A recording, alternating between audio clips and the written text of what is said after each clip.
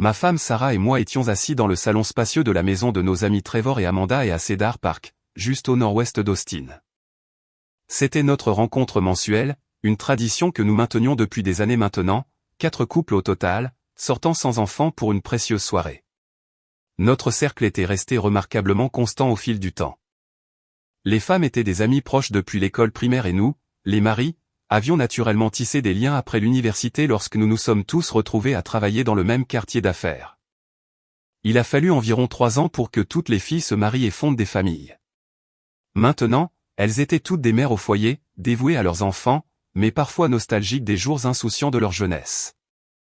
Nous vivions tous à moins de 15 minutes en voiture les uns des autres, dans les collines vallonnées et les quartiers de banlieue qui s'étendaient au nord et à l'ouest d'Austin. Elles appelaient leur petit groupe le club, bien que nous, les hommes, n'ayons jamais ressenti le besoin d'une telle formalité. Sarah et moi fûmes le premier couple à se marier et le deuxième à avoir des enfants. Trevor et Amanda nous avaient devancés dans la parentalité avec leurs jumelles de 5 ans et leur fille de 3 ans. Nous avions 2 enfants, Emma, qui avait 5 ans, et notre fils, Cody, 4 ans. Derek Thompson et sa femme, Lisa, avaient une fille de 4 ans. Curieusement, tous les enfants étaient des filles, à l'exception de Cody. Quelque chose qui ne manquait jamais de nous amuser lors de ces réunions d'adultes. Il n'y avait rien de particulièrement spécial chez aucun de nous. Je suppose que nous étions des banlieusards texans typiques, menant des vies confortables de classe moyenne. Trevor possédait un bar sportif populaire appelé Club Night sur Sixth Street, un emplacement de choix dans le quartier des divertissements d'Austin. Je gérais les opérations pour une chaîne d'épicerie régionale, et Derek vendait des assurances. Toutes les épouses correspondaient au moule classique de la mère de famille sportive. Attrayante, bien soignée et en bonne forme. Mais Nicole Bradford se démarquait. Elle était particulièrement frappante et, d'après ce que Sarah m'avait raconté au fil des ans, elle avait une sacrée réputation de femme déchaînée pendant ses années universitaires. Nous sirotions le bourbon haut de gamme de Trevor tandis que les dames savouraient leur sauvignon blanc préféré. L'alcool nous avait tous bien réchauffés, créant cette atmosphère confortable et détendue que nous étions venus chérir lors de ces escapades mensuelles. Nous, les hommes, étions proches, bien que pas aussi soudés que les femmes, mais nous passions régulièrement du temps ensemble sur le terrain de golf ou lors de la ligue de fléchettes que Trevor organisait dans son bar. Alors que nous étions assis là, discutant des dernières étapes et activités de nos enfants, Nicole a soudainement changé de sujet. Vous savez, j'adore être une mère responsable et tout, mais mon Dieu, la danse me manque. Elle s'étira languissamment sur sa chaise, une expression rêveuse traversant son visage. Les autres dames se sont immédiatement animées, leurs visages s'éclairant de reconnaissance et de nostalgie partagée. Oh mon Dieu, oui, a dit Amanda avec enthousiasme. Vous vous souvenez comment on se perdait sur la piste de danse à l'université? Sarah hocha la tête, faisant tournoyer son verre de vin pensivement. Pourquoi n'irions-nous pas quelque part demain soir pour danser? Nous pourrions laisser les hommes s'occuper des enfants et sortir pour nous dégourdir les jambes. Trevor leva un sourcil, son verre de bourbon à mi-chemin de ses lèvres. Pourquoi ne pouvons-nous pas venir avec vous? Je veux dire, avec qui comptez-vous danser exactement? Amanda répondit par un haussement d'épaules décontracté qui semblait tout sauf décontracté. Avec quiconque veut danser, évidemment. Nous pouvons simplement nous détendre et nous amuser sans mari ni enfant de qui se soucier, pour une fois. J'ai senti un nœud se former dans mon estomac. Attends, dis-je à Sarah, posant mon verre. Le but de ces soirées mensuelles n'est-il pas de passer une soirée loin des enfants? Maintenant tu veux une soirée loin de ton mari aussi? Pourquoi as-tu besoin d'une pause de moi? Je n'ai pas besoin d'une pause de toi. L'atmosphère de la pièce changea perceptiblement, la camaraderie facile se rafraîchissant de plusieurs degrés. Écoute, poursuivis-je, sentant le besoin d'exprimer ce que je soupçonnais que les autres gars pensaient. Nous avons tous entendu les histoires de Trevor au fil des ans sur les situations sauvages dans son bar. Des femmes ayant des problèmes, des gars profitant. Des confrontations entre mari et femme à cause de comportements inappropriés sur la piste de danse. Pourquoi vous mettriez-vous dans cette situation? Les yeux de Sarah brillèrent d'irritation. Le but n'est pas de t'échapper, Connor. Si cela te dérange tant, elle marqua une pause, sa voix prenant un ton sec. Quoi? Tu comptes nous espionner? Qu'est-ce qui te fait penser que nous aurions besoin de faire ça? Rétorquai-je, sincèrement confus par la réponse défensive. À ce moment-là, la soirée a pris une tournure résolument argumentative. Les accusations ont fusé de part et d'autre, et il est devenu douloureusement clair que ce n'était pas une idée spontanée. Elles en avaient évidemment discuté avant ce soir.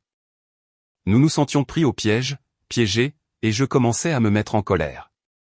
Jason Bradford, qui avait été inhabituellement silencieux, a finalement pris la parole. D'accord, mettons fin à ça. Nous devons tous nous calmer. Cela est allé bien trop loin pour ce qui devrait être une simple soirée. Je suis d'accord, a dit Trevor, sa voix portant l'autorité de quelqu'un habitué à gérer les foules de bar. Nous nous retrouverons demain soir à 18h30 chez moi. Les gars, ce n'est pas encore fini. On verra ça, a marmonné Jason, suivant Nicole vers la porte. J'étais plus que prêt à partir. En sortant vers l'allée, j'ai appelé Sarah. Viens, allons-y. Elle est partie manifestement en colère, son langage corporel criant le mécontentement.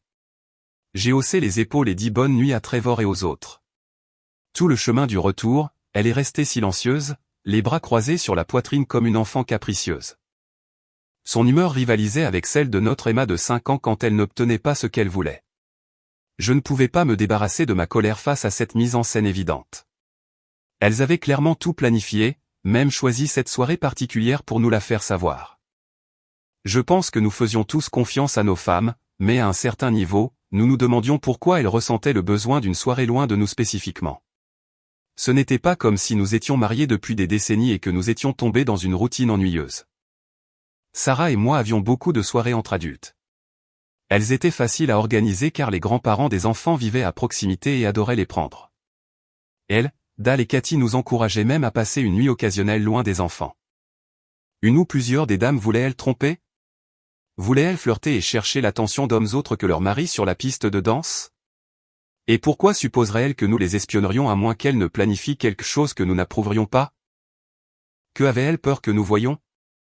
Quand je me suis garé dans notre garage, Sarah a pratiquement sauté de la voiture avant même que je puisse m'arrêter complètement. Les enfants étaient chez sa mère pour la nuit, alors je me suis dit que j'allais me faire réprimander dès que la porte du garage serait fermée. Après 3 grands verres de vin à la fête, elle était suffisamment désinhibée pour me lancer un assaut verbal comme je n'en avais jamais connu auparavant. « Pourquoi agis-tu comme un connard contrôlant » a-t-elle exigé, se tournant vers moi dès que nous fûmes à l'intérieur. Je devais réfléchir vite et décider jusqu'où je voulais pousser ça. J'ai décidé de la laisser se défouler d'abord, voir ce qui en sortirait. « Quel est ton problème avec le fait que je sorte avec mes amis ? Tu penses que je t'appartiens ? Tu crois honnêtement que je veux faire ça pour sortir ? Et quoi exactement ? J'ai soupiré et j'ai essayé de garder ma voix calme. Dis-moi pourquoi il est si important de sortir sans vos maris. Pourquoi ne pouvez-vous pas danser avec nous ?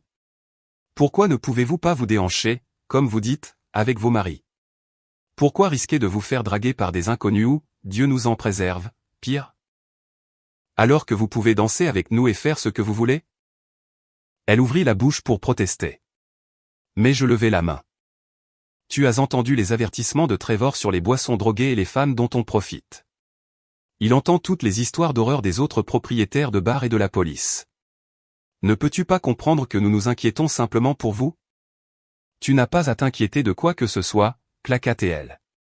Tout ce que nous voulons, c'est nous défouler. Alors faites-le au bar de Trevor où Jake peut vous surveiller. Nous nous sentirions tous mieux si c'était là et vous économiseriez aussi de l'argent sur les droits d'entrée et les boissons hors de prix. Jake Martinez était le chef de la sécurité de Trevor le week-end. 1,95 m et 136 kg de pur muscle texan avec une expérience dans la police militaire. C'était aussi un gars honnête qui se souciait réellement de la sécurité des clients. L'expression de Sarah s'adoucit légèrement. Je vais parler aux filles. Peut-être que nous pourrons trouver une sorte de compromis. Elle se rapprocha, sa colère semblant s'évaporer aussi vite qu'elle était apparue. Je suis désolé. Je ne veux pas me disputer avec toi. Nous avons toute la maison pour nous ce soir. Que dirais-tu d'en faire bon usage ? Nous sommes montés et la tension a commencé à se dissoudre alors que nous nous reconnectons de la manière dont les couples mariés le font. Plus tard, allongée dans le lit, je lui suggérai une douche. Elle sourit d'un air endormi et dit, « Je ne veux jamais bouger de cet endroit. » Je m'endormis rapidement. Mais quand le réveil sonna le lendemain matin, la dispute de la nuit précédente me hantait toujours. Je savais que j'en discuterais en détail pendant 18 trous et une caisse de bière avec les gars. J'ai pris une glacière de Lone Star dans le réfrigérateur du garage, jeté mes clubs à l'arrière du SUV et me suis dirigé vers les collines du Lakeway Golf Course. Ce parcours de championnat dans les Texas Hill Country valait chaque centime des $100 de frais de green, surtout pour les vues imprenables sur le lac Travis et les collines de calcaire qui rendaient cette partie du centre du Texas si belle.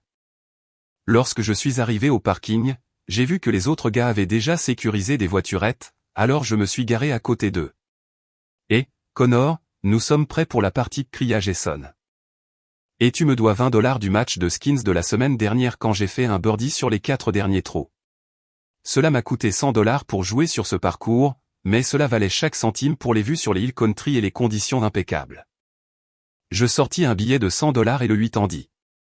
Tiens. Voyons combien tu vas perdre contre moi aujourd'hui. Trevor rit pendant que je chargeais mon sac dans la voiturette. Les gars, prenez de la bière. Elle devrait rester assez fraîche dans les sacs de la voiturette. Putain, Connor. Un billet de $100 ne tiendra pas après le 9e trou, plaisanta Derek, me tendant 2 cigares premium. La fille de la voiturette de bière pourrait aussi prendre une partie de notre argent aujourd'hui. Je n'ai jamais compris le besoin de Derek de fumer des cigares chers sur le terrain de golf.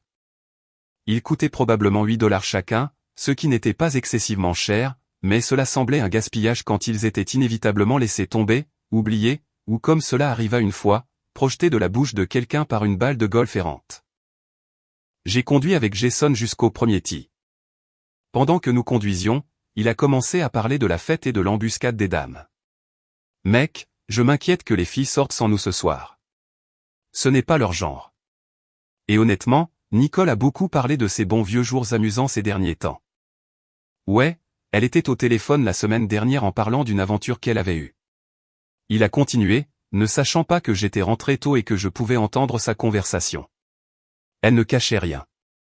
Je savais qu'elle avait l'habitude de faire la fête, mais elle a dit que ce mode de vie lui manquait, ce qui était nouveau pour moi.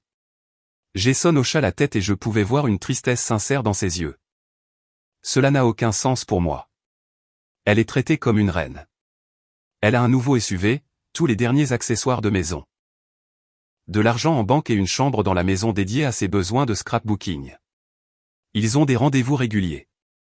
Nous gardons Sammy pour eux chaque fois qu'ils en ont besoin, donc ils ont beaucoup d'activités pour adultes sans rapport avec les enfants. Elle devrait être heureuse. Mais peut-être que ce n'est pas la vie qu'elle veut, répondis-je pensivement. Peut-être qu'elle n'a jamais voulu être mère en premier lieu. Il se pourrait que la fêtarde qu'elle était soit la vraie elle. Et maintenant Nicole veut ramener nos femmes dans ce mode de vie. J'avais entendu parler de la dépression postpartum, mais cela ne semblait pas être le problème. Et Sarah n'en parlait pas. Je devais maintenant me poser des questions sur ma propre femme. Me tromperait-elle? Pourrait-elle me tromper? Savait-elle ce que Nicole planifiait? Et le soutenait-elle? Je n'avais remarqué aucun comportement étrange. Elle ne refusait jamais l'intimité. Bien sûr, nous étions interrompus quelquefois par les enfants qui se réveillaient, mais c'était juste le fait d'être parents. Voulait-elle essayer quelqu'un d'autre? N'étais-je pas assez bien pour elle? Peut-être que je réagissais de manière excessive. Peut-être que ce n'était qu'une innocente soirée entre filles. Ont-elles le droit de faire ça? Nous nous sommes arrêtés au virage avant le 10e trou et avons pris des hot dogs. Pendant que nous mangions, Trevor a dit, les gars, vous comprenez que quelque chose se passe avec nos femmes, n'est-ce pas? Nous avons tous hoché la tête en signe d'accord. Elles étaient trop défensives hier soir pour mon niveau de confort, a poursuivi Trevor. Le fait qu'elles s'inquiétaient de ce que nous sachions ce qu'elles faisaient et qu'elles aient refusé d'aller chez moi n'a aucun sens pour moi. Ça a vraiment gâché mon humeur. Je suis d'accord, ai-je dit. J'en ai parlé à Sarah et elle a dit qu'elles envisageraient d'aller à votre bar comme compromis, mais je ne crois vraiment pas qu'elles iront simplement là-bas. Elles ont quelque chose de précis en tête. Nous devons juste découvrir ce que c'est. Trevor marqua une pause, puis dit, et si je demandais à Rick de les suivre si elles n'allaient pas à mon bar? Rick Morale était le nouvel agent de sécurité de Trevor, un ancien policier d'Austin qui avait pris une retraite anticipée après une blessure au dos. Aucune des femmes ne l'avait encore rencontré. Il était aussi imposant que Jake Martinez, avec l'avantage supplémentaire de savoir comment gérer les situations délicates de manière professionnelle. J'aime cette idée. Interviendrait-il si les choses allaient trop loin, ai-je demandé. Mec, je le paie pour faire tout ce dont j'ai besoin, a dit Trevor. D'accord, finissons le golf et ensuite nous pourrons élaborer un plan, a dit Derek, allumant un autre cigare. Nous avons fini de jouer au golf et nous nous sommes assis au bar de Trevor pour parler à Rick. Alors, voilà ce que nous voulons, a expliqué Trevor. Suivez nos femmes partout où elles vont. Restez en retrait et observez-les. Si les choses commencent à dégénérer, filmez-les avec votre téléphone et envoyez-moi la vidéo. Documentez tout ce que vous ne voudriez pas que votre propre femme fasse. Si l'une d'elles tente de partir avec un homme, arrêtez-les. Comment les arrêter, a demandé Rick. Voulez-vous que je les retienne physiquement? Non, suivez-les simplement. Notez leurs actions, et si cela en vient là, demandez à la dame si son mari approuverait. Ensuite, montrez-lui que vous les avez filmés en train de partir ensemble et que vous avez envoyé la vidéo. Cela devrait les dissuader de continuer. Si elle vous pose des problèmes, dites-lui que nous pouvons organiser un Uber pour la ramener chez elle. Et si l'homme commence à me créer des ennuis? Eh bien, alors vous gérerez ça professionnellement. Vous savez comment désamorcer les situations. Rick hocha la tête et dit, bien sûr, patron. Je m'en occuperai pour vous. Je comprends ce qui est en jeu ici, des mariages et des familles. Je ferai en sorte que rien ne dégénère. Les gars, pourquoi ne venez-vous pas chez moi ce soir avec les enfants, a suggéré Derek. Ils apprécieront la soirée pyjama et si quelque chose se passe au club, quelques-uns d'entre nous pourront sortir les chercher sans se soucier des enfants. Excellente idée, Derek, ai-je dit, nous prendrons contact après que les femmes nous auront dit leur plan. Lorsque je suis entré dans la maison, Sarah a attrapé ses clés et est passée devant moi en courant. Je vais au magasin. Je reviens bientôt. Pourrais-tu prendre de la crème à raser, chérie? J'ai demandé. Elle s'est arrêtée à la portière de la voiture. Je ne vais pas au magasin. Je vais au centre commercial avec les filles pour acheter une robe pour ce soir. Pourquoi as-tu besoin d'une nouvelle robe pour ce soir? Qui essaies-tu d'impressionner? Ne sois pas si pénible, a-t-elle claqué. Je veux juste être belle. Comme une femme, pas comme une mère.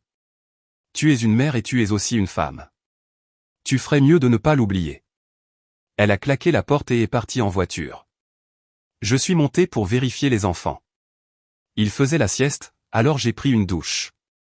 Plus tard, ils sont descendus comme d'habitude et se sont assis devant la télévision pour regarder La Reine des Neiges 2 pour la millionième fois.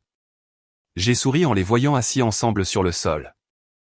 J'ai pensé au grand amour que j'avais pour ma famille et à quel point cela me dévasterait si Sarah voulait me tromper. Pourquoi prenait-elle un tel risque? Elle avait toujours semblé heureuse. Nous avions eu tant de conversations sur nos rêves pour l'avenir avant de nous marier. Nous avions une grande famille. Elle aurait dû savoir que si elle me trompait, ce serait fini entre nous. J'avais eu une petite amie qui m'avait trompé avant de rencontrer Sarah. En fait, c'est Sarah qui m'avait tiré d'une dépression de 6 mois et m'avait montré que je pouvais aimer et faire confiance à nouveau. Je n'accepterai jamais sa tricherie, et je n'accepterai jamais qu'elle aide ses amis à tricher. Quelqu'un doit être la voix de la raison, pas le facilitateur. Je m'attendais à ce que ce soit elle. Je jouais à Candyland avec mes enfants quand elle est entrée par la porte.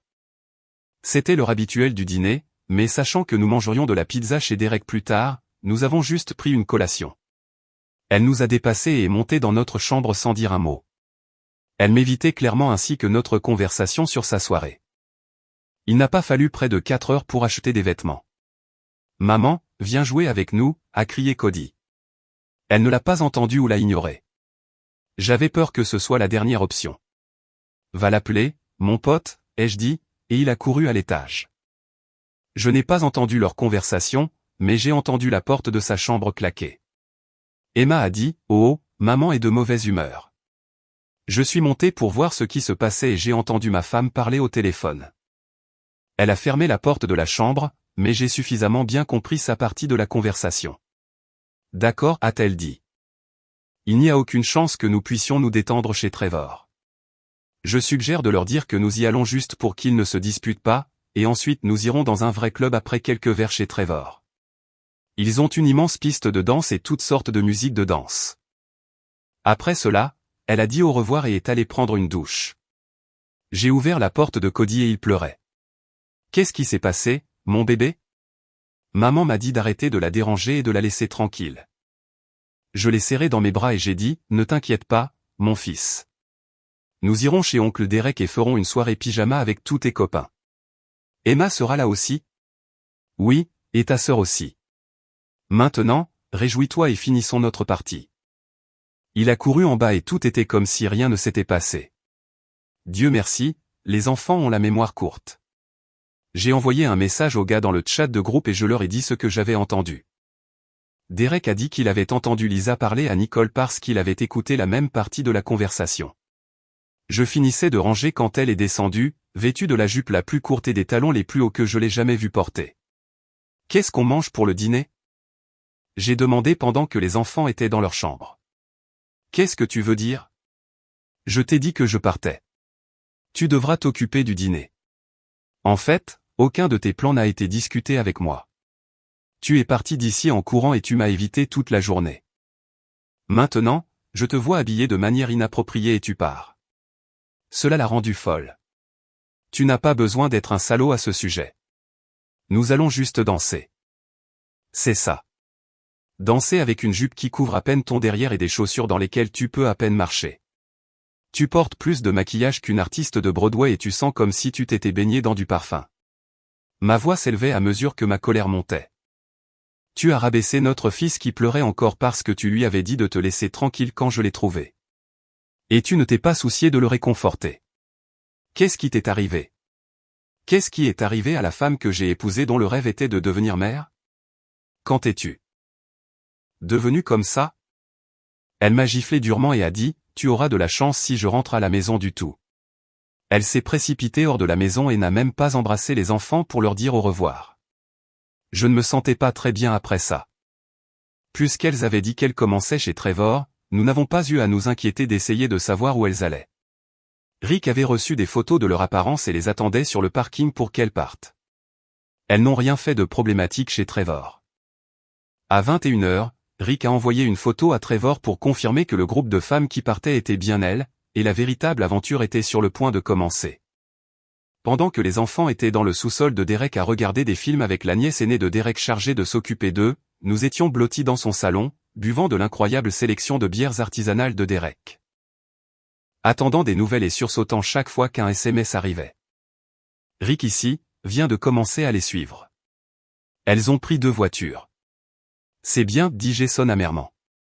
2 voitures, donc si l'une part, elles peuvent toujours rentrer. J'ai secoué la tête face à notre paranoïa collective. 20 minutes plus tard, nous avons reçu un autre message de Rick. Maintenant, elles dansent. Rien au-delà de ce qui est permis. Pas encore de gars. Nous avons tous poussé un soupir de soulagement momentané, mais le stress commençait à nous gagner. Nous avions tous bu plusieurs verres de bière, et ce n'était pas de la bière à faible teneur en alcool. C'était de la bière artisanale forte avec une teneur élevée en alcool. J'ai pris la décision d'arrêter de boire. S'il y avait des problèmes, quelqu'un devait être assez sobre pour conduire. Le message suivant est arrivé un peu plus tard de Rick. Un groupe de cow-boys, tous en chapeau et pas de bétail, a apporté des boissons, beaucoup de touches appréciatives. Pas une seule ligne n'est encore franchie.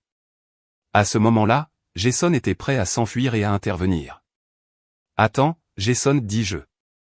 Nous nous attendions à quelque chose comme ça. Ce n'est toujours pas aussi grave que nous le craignons. Attendons un peu avant de nous emballer.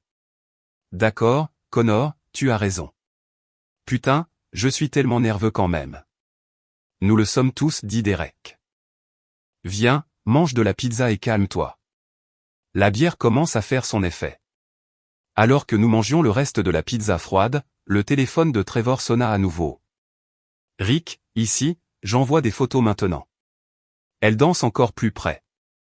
Nos estomacs étaient noués, attendant que les photos apparaissent. Quand elles sont apparues, elles étaient troublantes. Il n'y avait pas de photos de Lisa. Apparemment, elle ne faisait que des danses en ligne et des numéros rapides, et elle ne buvait pas. Mais il y avait des photos de Nicole, Amanda et Sarah devenant très intimes avec leurs partenaires de danse. Trevor a demandé à Rick à propos de Lisa. Et l'autre rousse, Rick? Elle ne danse pas lentement. Elle ne danse que des numéros rapides et des danses en ligne, et elle ne boit pas. Son ami cow-boy est passé à des pâturages plus verts. Dieu merci, a dit Derek, l'air d'un énorme poids lui avait été enlevé des épaules. Derek est descendu voir les enfants pendant que le reste d'entre nous restait assis, frustrés de minute en minute. Craignant le pire, le téléphone de Trevor sonna à nouveau. Rick, ici, il y a une dispute. On dirait que Lisa veut partir. Juste à ce moment-là, Derek est revenu. Et, Lisa est en colère et veut que je vienne la chercher. Va la chercher, dis-je. Elle ne veut clairement pas être là. Ne la fais pas attendre. Il a acquiescé et un instant plus tard, il est sorti. C'est incroyable, a dit Trevor. Elles vont abandonner leur ami pour pouvoir rester et faire la fête. Au moins, nous savons ce qui se passe, a dit Jason. Si Rick n'avait pas été là, je serais en train de devenir fou en ce moment, inquiet que Nicole reprenne ses jours de folie. 20 minutes plus tard, nous avons reçu une vidéo qui allait tout changer. Toutes nos autres femmes y figuraient. J'ai jeté ma bouteille de bière à travers la pièce juste au moment où Lisa et Derek sont entrés dans la cuisine. Je leur ai dit que je ne voulais pas participer à ça, a annoncé Lisa. Je ne peux qu'imaginer ce qu'elle prévoit de faire ensuite. Qu'est-ce que tu veux dire, a demandé Jason. Nicole est devenue folle ce soir. Amanda et Sarah disent que ce n'est pas le cas. Mais Nicole les a encouragées à la rejoindre pour une étrange fête dans une chambre de motel. Je leur ai dit non et elles m'ont insulté. Vous pouvez le croire? Elles m'ont insulté parce que je ne veux pas être une femme facile. J'étais sur le point de me lever quand Lisa m'a arrêté. Connor, a-t-elle dit. Sarah m'a dit qu'elle n'allait faire qu'un peu de danse. Je ne pense pas qu'elle va te tromper. Du moins, ça n'y ressemble pas. Puis nous avons entendu la porte d'entrée se fermer. Où est Jason? Demanda Trevor. Putain, il était juste là, dis-je. Putain, on ferait mieux d'aller le chercher, dit Derek alors que nous courions dehors. Jason venait de sortir de l'allée comme un dératé. Appelle Rick, dis-je. Fais-lui savoir que des problèmes arrivent et dis-lui de garder Jason hors de prison si possible. Nous nous sommes garés sur le parking du club et avons attendu. Rick nous a envoyé un SMS pour nous dire qu'il avait attrapé Jason lorsqu'il avait fait irruption à l'intérieur et l'avait renvoyé. Jason se calmait dans sa voiture, nous attendant. Rick continuait de surveiller ce qui se passait à l'intérieur, rapportant que rien de pire ne s'était encore produit. Elles étaient juste assises et buvaient. Nous avons trouvé la voiture de Jason et il est venu nous rencontrer. J'allais vraiment blesser des gens là-dedans, mais Rick m'a arrêté. Ouais, nous n'avons pas besoin de te faire sortir de prison, a dit Trevor. Le téléphone de Trevor a sonné à nouveau. Rick, ici, les filles partent. Sachez que vous êtes là-bas, mais restons fidèles au plan. Restez dans vos voitures. D'accord, les gars, remontez dans la voiture. Elles sortent, a dit Trevor. Nous pouvions voir les voitures des femmes deux rangées devant nous. Nous sommes donc montés dans le SUV de Jason et avons attendu. Elles sont sorties en riant, serrant dans leurs bras leur faux cow-boy, et Rick était derrière elles, enregistrant comme prévu. Nicole et son gars sont montés sur la banquette arrière d'un SUV. Amanda et son gars sont montés sur la banquette arrière de la voiture suivante, tandis que Sarah et son gars ont dû trouver sa voiture pour plus d'intimité. Comme par hasard, pendant que Rick s'occupait d'Amanda et de Nicole, Sarah marchait vers notre voiture. Quand elle s'est approchée, elle ne nous a même pas remarqués. J'ai baissé la vitre et j'ai crié « et ». Elle a tourné dans la mauvaise direction, me cherchant. J'ai vu le regard paniqué sur son visage alors qu'elle cherchait frénétiquement. J'ai ouvert la porte et les autres m'ont suivi. Ils sont allés s'occuper de leur femme et je suis allé m'occuper de la mienne. Eh bien, qu'est-ce qui se passe ici? Ai-je demandé furieusement. Qu'est-ce que tu veux, bon sang, m'a dit son compagnon. Je veux te casser la figure pour avoir traîné avec ma femme. C'est ça. Et, Sarah, ai-je dit.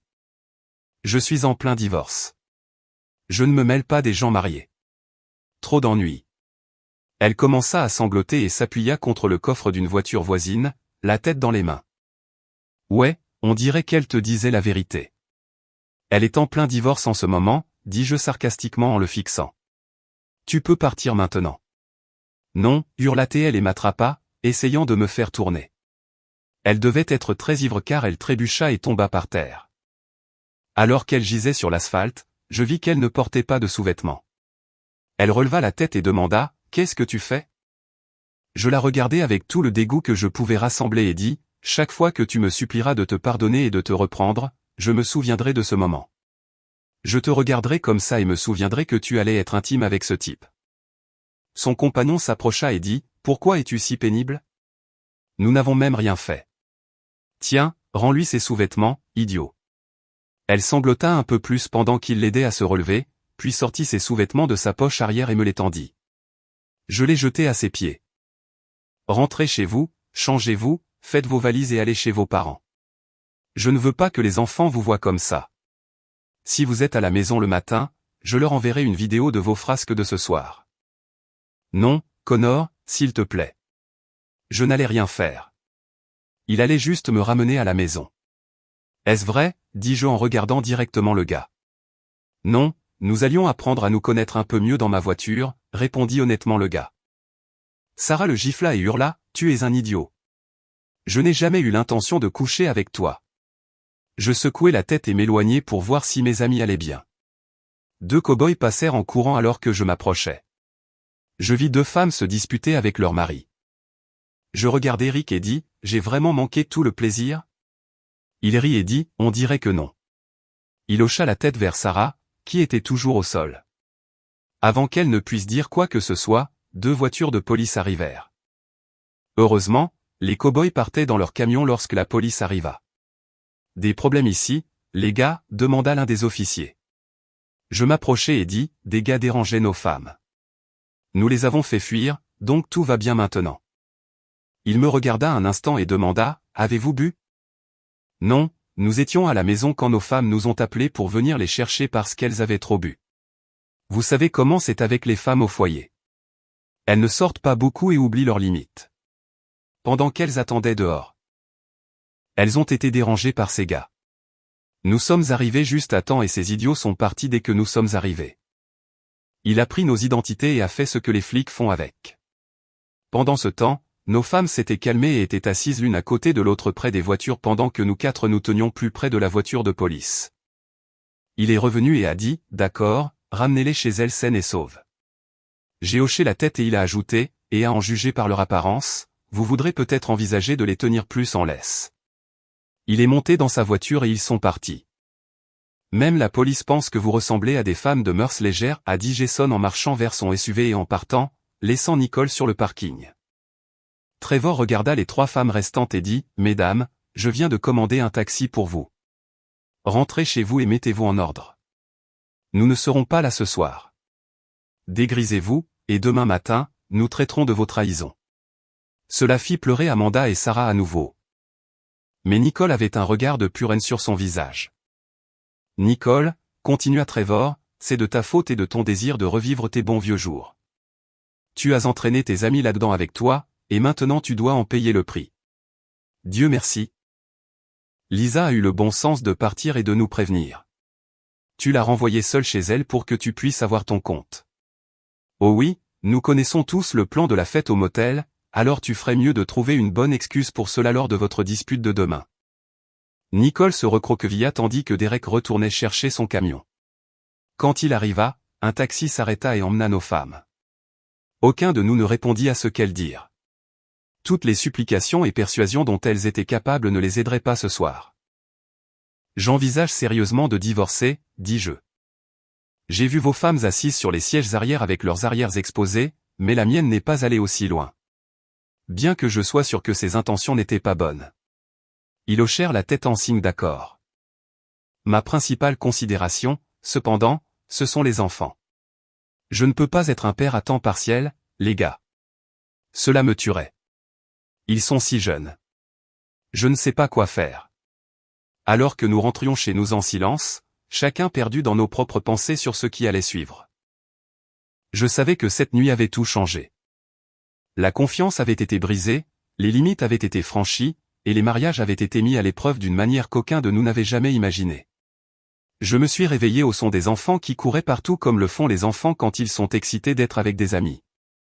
Lisa préparait le petit déjeuner, et d'après l'odeur, c'était du bacon et du pain perdu. J'ai aussi senti le café. Alors, je suis allé à la cuisine pour prendre une tasse et me réveiller rapidement. Quand j'ai allumé mon téléphone, j'ai vu que j'avais 5 messages vocaux. 3 de Sarah, un de Jason et un de Dal, son père. J'ai d'abord écouté celui de Jason. Il me faisait juste savoir qu'il était allé à l'hôtel et que tout allait bien. Dal m'a fait savoir que ma femme était en sécurité avec eux. Il s'avère qu'elle n'est pas rentrée chez elle. Elle est allée directement chez eux. Je ne peux qu'imaginer comment cette conversation s'est déroulée compte tenu de l'état dans lequel elle était. Je n'ai pas pris la peine d'écouter les messages de Sarah. J'ai essayé de lire les SMS, mais ils étaient si incohérents que je les ai supprimés. Derek et Trevor sont entrés dans la cuisine quelques minutes plus tard et se sont assis au comptoir sur les tabourets de bar. Lisa a parlé la première. Je suis tellement désolé, les gars. J'ai vraiment essayé de les raisonner. Ne t'inquiète pas, Lisa. Tu es la seule intelligente de ce groupe parce que tu es partie. Nous avions un gars au bar qui vous surveillait tout le temps. Quoi, a-t-elle crié. Vous nous espionniez? Vous êtes des idiots. Tais-toi, a crié Derek. Tu oses être en colère que nous soyons inquiets et que quelqu'un te surveille? Qu'est-ce que tu penses qu'il s'est passé hier soir? Nous les avons surprises en train de conduire des hommes à leur voiture. Nicole, Amanda et Sarah se sont assises directement sur la banquette arrière avec eux. Elle resta là, aussi choquée que le reste d'entre nous par l'explosion de Derek. Dieu merci, les enfants n'ont pas entendu cela. Tu veux rester là, toute pudique, parce que tu penses n'avoir rien fait de mal? As-tu arrêté tes amis quand elles se comportaient de manière inappropriée? Je ne pense pas. Ces femmes avaient les mains et les lèvres sur elles d'hommes qui ne sont pas leurs maris. Derek, dis-je fermement. Ça suffit. Que penses-tu de ton petit plan pour nous tendre une embuscade, et ensuite tu es choqué que nous ne voulions pas que tu sortes seul? La nuit dernière s'est déroulée exactement comme nous le craignons. Les mariages sont en difficulté, le nôtre inclus. À cause de ton soutien à leur comportement. Pensais-tu vraiment que nous ne découvririons pas que quelque chose s'était passé quand vous vous êtes toutes battues pour aller chez Trevor où vous seriez en sécurité? Je me demande juste quelles étaient réellement tes intentions hier soir et si tu as eu peur quand tu as entendu leur plan. En sanglotant, elle a dit, Derek, non. S'il te plaît, tu dois me croire. Je ne crois rien de ce que tu dis en ce moment. Derek se leva et nous laissa tous assis là tandis que Lisa courait dans sa chambre, nous laissant Trevor et moi assis là, la bouche ouverte de choc. Mon Dieu, je ne m'y attendais pas, dit Trevor. J'ai haussé les épaules et j'ai dit, finissons de préparer le petit déjeuner pour les enfants et prenons la route. Je dois emmener la fille de Jason à son hôtel où il a passé la nuit dernière. D'accord. Nous avons fini de préparer le petit déjeuner. Lisa s'est ressaisie et est revenue pour aider. Quand nous sommes partis, je lui ai demandé, ça va aller, elle a dit doucement, me serrant dans ses bras. J'espère bien. J'espère vraiment. Jason ne répondit pas lorsque je l'appelai pour le rencontrer et lui déposer sa fille. Je conduisis donc jusqu'à sa maison. Je lui laissai un message lui demandant de m'y retrouver. Nicole ouvrit la porte et cria, « Qu'est-ce que tu veux, idiot ?» La petite Sammy commença à pleurer derrière elle, alors je la pris dans mes bras, me retournai à ma voiture. Nicole sortit en hurlant de me donner le bébé et commença à me frapper dans le dos. Une voisine vit ce qui se passait et appela la police. Ils arrivèrent alors qu'elle essayait encore de sortir Sammy de ma voiture. Cela fit pleurer mes enfants, alors ce fut très laid. La police lui dit de s'éloigner et elle commença à leur crier que j'avais kidnappé son enfant. Naturellement, ils prirent cela au sérieux. Un officier emmena Nicole de l'autre côté de ma voiture pour recueillir son témoignage pendant que l'autre officier restait avec moi. Je lui racontai toute l'histoire de la nuit dernière jusqu'à ce qu'elle me crie dessus à la porte. J'expliquai que j'emmenais Sammy retrouver son père parce que Nicole était incapable de s'occuper d'elle. Quelques minutes plus tard, Jason arriva en voiture. Il s'approcha de moi et de l'officier et demanda ce qui se passait. Après que je l'eus mis au courant, l'officier confirma son identité et il confirma mon récit de la nuit précédente. Il écouta ensuite mon message vocal lui disant que j'allais emmener Sammy le rencontrer là-bas. L'officier se détendit finalement et fut convaincu que je ne représentais aucun danger pour personne. Il autorisa donc Jason à prendre Sammy malgré les objections d'une Nicole hurlante. Nicole ressemblait à une banshee. Elle frappa sur sa voiture alors qu'il s'éloignait, ramassa une brique de leur aménagement paysager et la jeta sur la voiture alors qu'elle partait. À cause de cela, elle fut arrêtée. Sagement, Jason se rendit au poste de police pour obtenir une ordonnance restrictive. Le rapport d'arrestation et la tirade de Nicole facilitèrent les choses. Je rentrai chez moi pour voir si Sarah était rentrée ou si elle était toujours avec son père. Je supposais qu'elle dormait encore car mon téléphone n'avait pas sonné. Je fis entrer les enfants et les mis devant la télévision avec des collations pendant que j'allais à la cuisine pour appeler Dal. Oh mon Dieu, Connor, qu'est-ce qui s'est passé hier soir? Sarah est arrivée ici à moitié ivre et habillée comme une femme de la nuit. Il a dit qu'elle avait dit que tu l'avais mise dehors et qu'elle n'avait même rien fait. Elle s'est évanouie avant que je puisse lui tirer quoi que ce soit d'autre et elle dort toujours. Nous sommes terriblement inquiets, Dal. Elle et ses amies idiotes sont allées danser dans ces tenues. Disons simplement que je l'ai surprise en train de marcher vers la voiture avec un autre homme sans sous-vêtements. Oh mon Dieu. Ouais, eh bien, elle a raison, ça n'a jamais été trop loin, mais c'est seulement parce que je l'ai arrêtée. Elle allait faire des choses irrationnelles dans la voiture de ce type. Je suis vraiment désolé, Connor. Qu'est-ce qui va se passer maintenant? Je ne sais pas Dal, puis-je lui pardonner le fait qu'elle avait l'intention de me tromper et que seulement grâce à mon intervention, cela ne s'est pas produit? Connor, tu sais que je t'aime, mais elle est mon enfant. J'aimerais te voir essayer de lui pardonner. Au moins, pense-y pour le bien des enfants. Dal, tu ne connais même pas la moitié du problème avec ce qu'elle a fait hier soir. Même les événements qui ont précédé montrent qu'elle avait planifié cela et n'a pas respecté notre mariage ou notre famille. J'ai besoin de temps pour y réfléchir. Tu as raison pour les enfants. Cependant, c'est la chose principale pour moi. Cela te dérangerait si je passais pour que tu puisses m'aider à récupérer sa voiture au club où elle était? Bien sûr, mon fils. Et Cathy aimerait voir tes petits-enfants si tu veux les garder. Ça marche. Alors que nous nous dirigions vers le club, je racontai à Dal toute l'histoire. Il fut à juste titre choqué, mais me demanda quand même de lui pardonner. Juste au moment où nous nous garions sur le parking, mon téléphone sonna. C'était Sarah. Je l'ignorais et Dal fronça les sourcils. Tu ne peux pas te cacher d'elle. Fils, tu as ces deux bébés et tu dois en parler. Tu ne peux pas laisser ça s'envenimer. Je sais. Je vais rentrer à la maison et l'attendre. Resterez-vous, toi et Cathy, avec les enfants pendant que nous parlerons? Certainement. S'il te plaît, écoute-la. Peut-être pourrais-tu parler à un prêtre ou à un conseiller pour t'aider à traverser cela. Bien sûr, Dal, mais seulement une étape à la fois. J'ai envoyé un message à ma femme lui demandant de me rencontrer à la maison à 13h et de répondre honnêtement à 4 questions pour entamer un dialogue. 1. Avait-elle l'intention de trouver un homme pour l'intimité ce soir-là? 2. Avait-il l'intention d'aller dans un motel? 3. Pourquoi lui a-t-elle donné ses sous-vêtements? 4. Quel était son plan d'action dans sa voiture? Je connaissais déjà la réponse à certaines. Pour le reste, j'avais déjà reçu des mensonges d'elle cette nuit-là. Je pouvais dire si elle me mentait. Son œil droit tressaillait légèrement, presque imperceptiblement, quand elle mentait. J'ai toujours réussi à la prendre, même dans un petit mensonge. C'est probablement pour cela qu'elle ne voulait pas parler de ses projets avant de partir. Elle sait que je connais ses tics nerveux. Les parents de Sarah, Dal et Cathy, avaient un mariage de conte de fées. Ils étaient des amoureux d'enfance qui s'étaient mariés peu après avoir obtenu leur diplôme du lycée. Quand Sarah m'a présenté ses parents, j'ai été étonné de leur comportement. Ils se touchaient toujours, s'asseyaient toujours l'un à côté de l'autre, et s'il n'y avait qu'une seule place, Dal se tenait aussi près que possible de l'endroit où Cathy était assise. Quand j'ai demandé sa bénédiction pour épouser Sarah, nous avons eu une longue conversation sur la façon de maintenir un mariage heureux à long terme.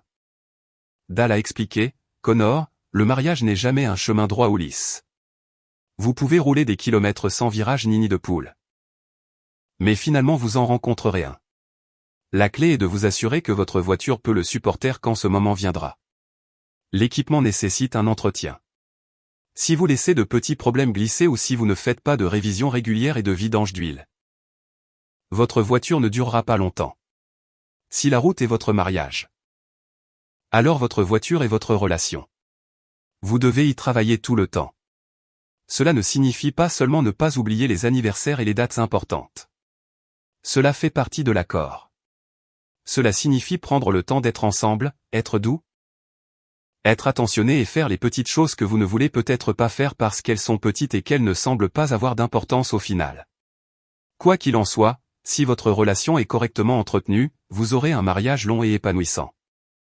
Je revis cette conversation et bien d'autres que nous avons eues au cours des dernières années.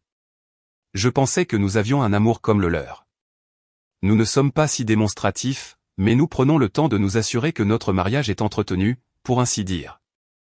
J'ai toujours eu confiance en la stabilité de notre mariage et bien sûr confiance en sa fidélité jusqu'à cette nuit-là. Il ne m'est jamais venu à l'esprit qu'elle pourrait trahir notre mariage. Ai-je manqué les signes avant-coureurs? N'ai-je pas fait les petites choses que j'aurais dû faire pour maintenir mon mariage en bonne santé? Cela nécessiterait une certaine réflexion. À 13 heures, elle est rentrée chez elle et est entrée dans le salon, l'air terrible. Elle devait juste avoir fini de pleurer car ses yeux étaient encore rouges et gonflés. Monte te changer, ai-je claqué. Je ne veux pas te regarder dans ces vêtements. Il n'y avait vraiment aucune raison de la forcer à changer de vêtements.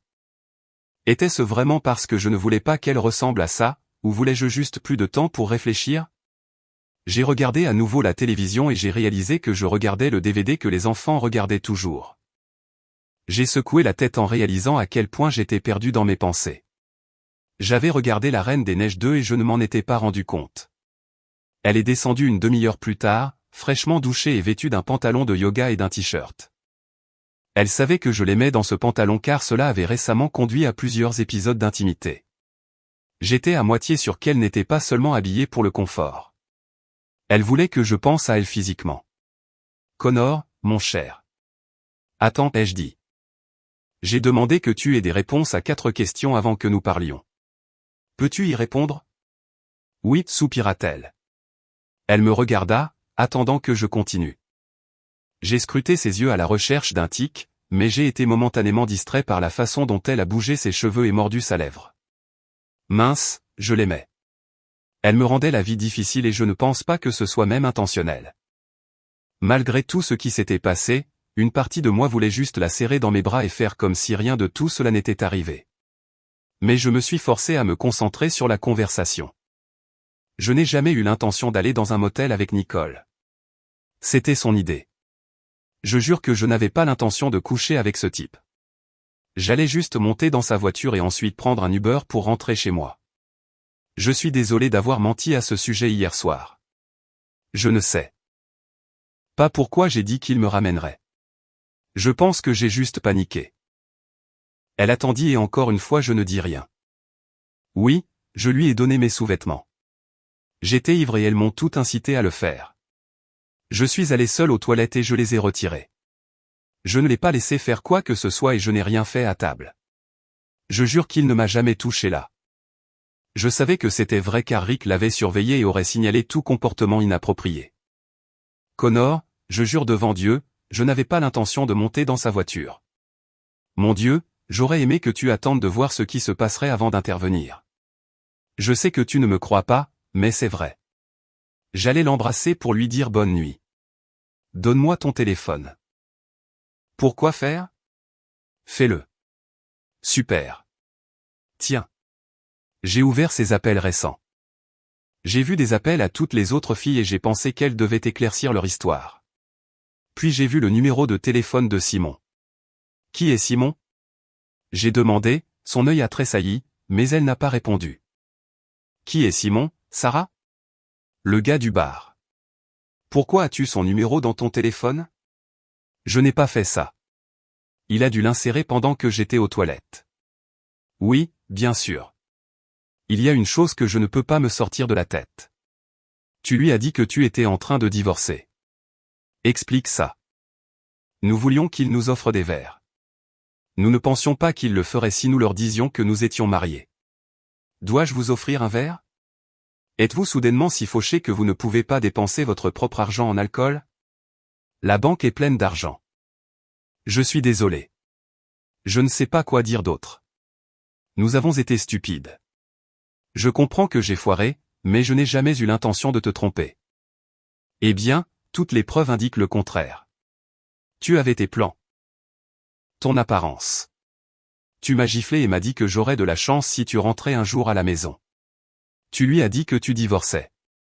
Nicole essayait d'organiser une fête au motel et tu te dirigeais vers sa voiture sans sous-vêtements. Tes amis se sont assis juste sur la banquette arrière avec leurs petits amis. Chaque élément me montre que tu avais l'intention de me tromper. Elle a pleuré et a quitté la pièce en courant. Ma colère s'était déjà apaisée et j'étais assez calme.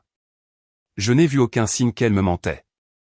Je ne pouvais juste pas déterminer si c'était ses actions ou ses intentions évidentes qui importaient. J'ai empêché ce qui allait réellement se passer. Donc, je n'avais aucun moyen de savoir si elle aurait pu monter dans sa voiture ou non. Dans son état d'ivresse, ils ont pu la persuader d'enlever et de donner ses sous-vêtements. À quoi aurait-il pu la persuader de faire? Son comportement était un choc total pour moi. Elle n'avait jamais agi comme ça auparavant. Bien sûr, elle devenait un peu plus amoureuse au lit après quelques verres de vin, mais rien de comparable à ce qu'elle a fait cette nuit-là.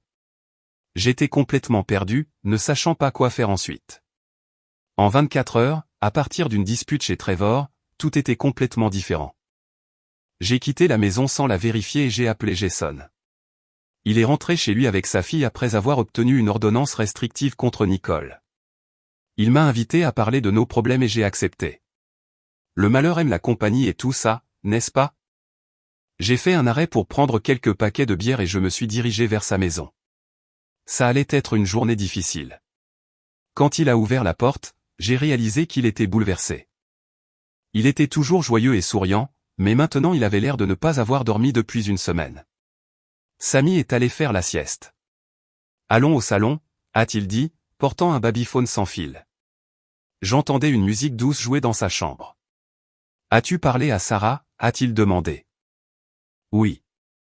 Elle a affirmé qu'elle n'avait aucune intention de monter dans cette voiture, mais je ne suis pas sûr de la croire. Putain, même si je la crois, je ne peux pas dire qu'il n'aurait pas pu la convaincre. Je n'ai vraiment aucune idée de ce que je vais faire encore. Qu'est-il arrivé à Nicole?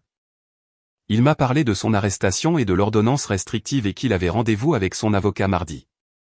Alors, c'est vraiment ça? J'ai demandé. Oui. Tiens, regarde ça. Il m'a tendu son téléphone et m'a montré la série de messages que Nicole lui avait envoyés après avoir quitté le club. Oh mon Dieu, dis-je, continuant de faire défiler. La plupart étaient des insultes, et l'un menaçait de prendre Samy et de le quitter. Mais le dernier, envoyé à 1h du matin, disait « Fais un test ADN ». Je l'ai regardé. Il était triste et secoua la tête. Elle a laissé son téléphone ici ce matin, a-t-il poursuivi. Il y a des tonnes de messages de quelques autres gars qui s'échangeaient des photos. Alors, oui, c'est fini. J'ai envoyé des captures d'écran par email avant qu'elle ne revienne avec une escorte policière pour récupérer certains de ses vêtements et de ses affaires. En ce qui me concerne, elle peut pourrir en enfer. Bien que, j'espère pouvoir obtenir la garde de Samy. Je pense vraiment que Nicole est mentalement instable. Elle semblait certainement l'être quand elle m'a attaqué ce matin. Désolé pour ça. J'étais sous la douche quand tu as appelé. Je pensais que nous arriverions ici en même temps, alors je ne t'ai pas rappelé. Je suis parti dès que j'ai vu ton message. C'est bon, mon frère. Qu'est-ce que tu vas faire, Connor? Ma priorité principale, ce sont les enfants. Je ne veux pas être un père à temps partiel. Au moins, tu as une chance d'obtenir la garde. Je n'ai rien de tel. Je suppose que je dois essayer de décider si je peux survivre à ce qu'elle a fait ou non. Autant je veux rester avec mes enfants. Autant je ne veux pas non plus vivre avec elle comme colocataire. Putain, Nicole a fait ça à tout le monde. J'en suis sûr. Elle était la force motrice derrière toute cette virée nocturne. Peut-être devriez-vous tendre vers le pardon. Elle n'a jamais triché. Je sais. Je ne veux juste pas agir comme une mauviette et la laisser penser qu'elle peut s'en tirer avec cet MRDE. Que se passera-t-il la prochaine fois que je ne serai pas là? C'est nul, mec. Ouais, c'est nul. Juste à ce moment-là, Samy s'est réveillé et cela a mis fin à notre discussion sur nos problèmes pendant un moment. Cependant, cela ne m'a pas empêché de boire. Jason s'est arrêté après quelques bières, mais pas moi. Après Dieu sait combien de bières, Jason m'a ramené à la maison. La voiture de Sarah était dans l'allée quand nous nous sommes arrêtés. J'ai froncé les sourcils à l'idée de devoir la supporter à nouveau. Alors que je titubais hors de la voiture, j'ai dit au revoir à Jason. Quand Samy a rigolé et m'a appelé oncle Connor, je suis entré par la porte d'entrée et j'ai senti quelque chose cuire. J'ai fermé la porte et je suis monté dans ma chambre, voulant éviter Sarah. Je suppose que je n'étais pas assez calme parce qu'elle était assise sur le lit quand je suis sorti de la salle de bain. Qu'est-ce qui va nous arriver, Connor? Je suis tellement désolé pour tout ça. Je la regardai mais ne pus répondre. Je ne sais pas, mais je pense que tu devrais rester chez tes parents jusqu'à ce que nous trouvions une solution, dis-je. Elle pleura et dit, tu ne m'aimes plus. Si je ne t'aimais pas, tes affaires seraient sur le trottoir maintenant. Écoute. Je vais prendre quelques jours de congé. Je vais prendre les enfants chez tes parents et m'en occuper ici. J'ai besoin de plus de temps pour y réfléchir. Prends-leur des vêtements et laisse-les passer la nuit avec toi. Je t'ai fait un bœuf stroganoff, ton dîner préféré. Cuisiner mon dîner préféré ne nous réparera pas. Je sais. Je voulais juste te faire plaisir. Je t'aime tellement, Connor. Ça me tue d'avoir causé de tels dégâts à notre mariage. Tu dois me croire. Je n'ai jamais eu l'intention de te tromper. Je pense qu'il est temps que tu partes. Je viendrai chercher les enfants à la garderie demain si tu les y déposes. D'accord, dit-elle en pleurant. Je t'aime tellement.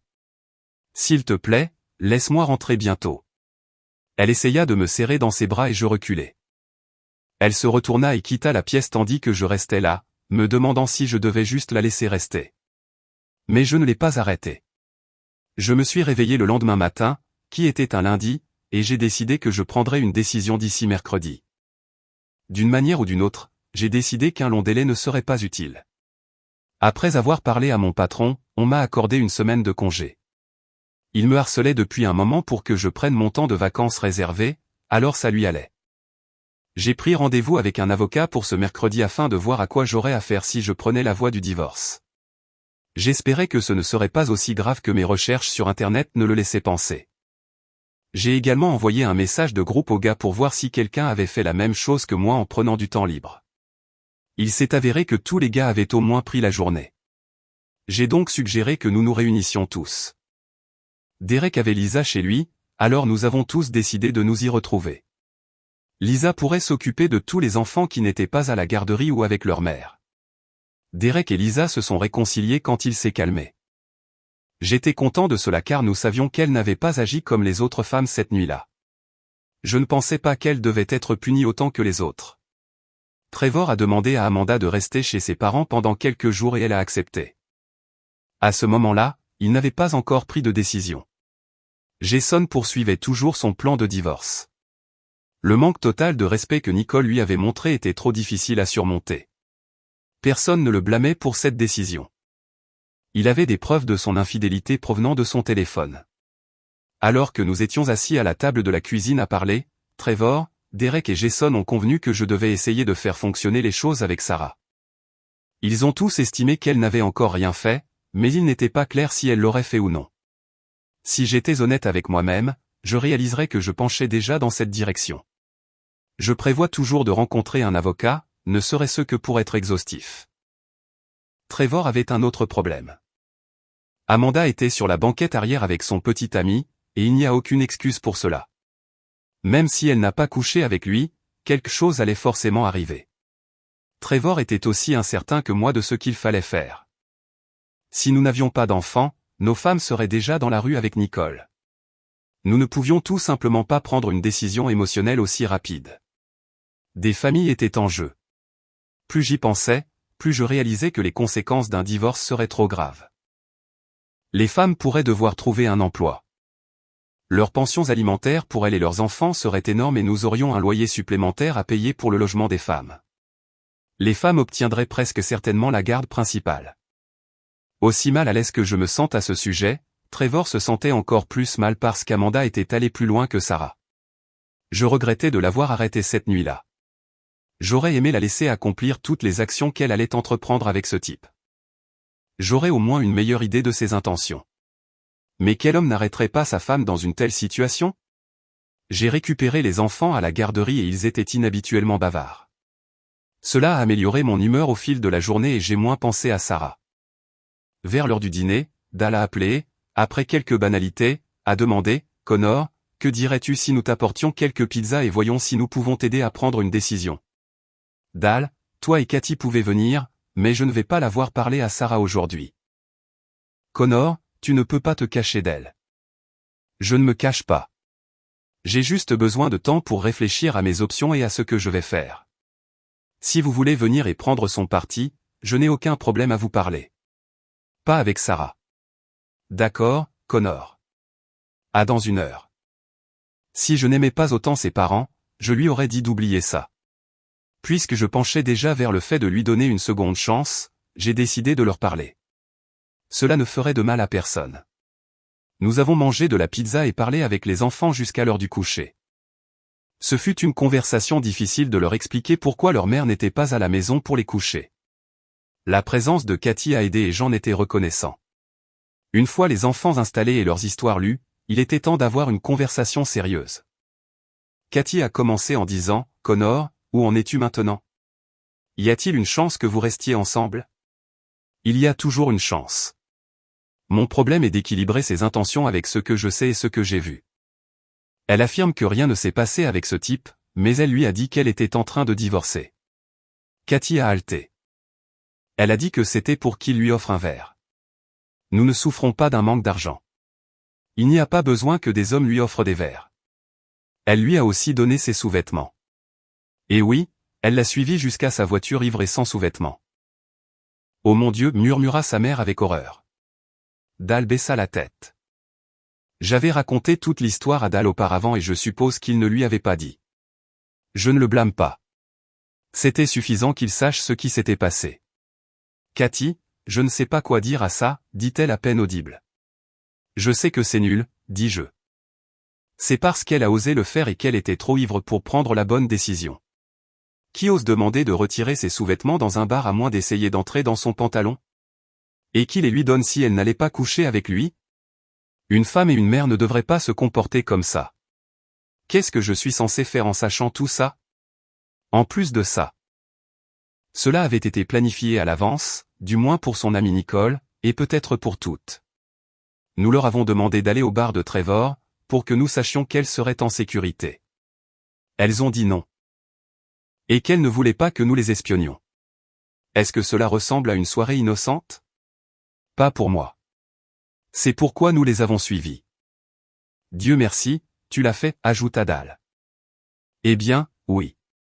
Jason et Nicole divorcent. Trevor et Amanda probablement aussi. Ce serait certainement le cas si Trevor n'avait pas d'enfants à prendre en compte. Le seul couple en sécurité parmi nous tous est Derek et Lisa.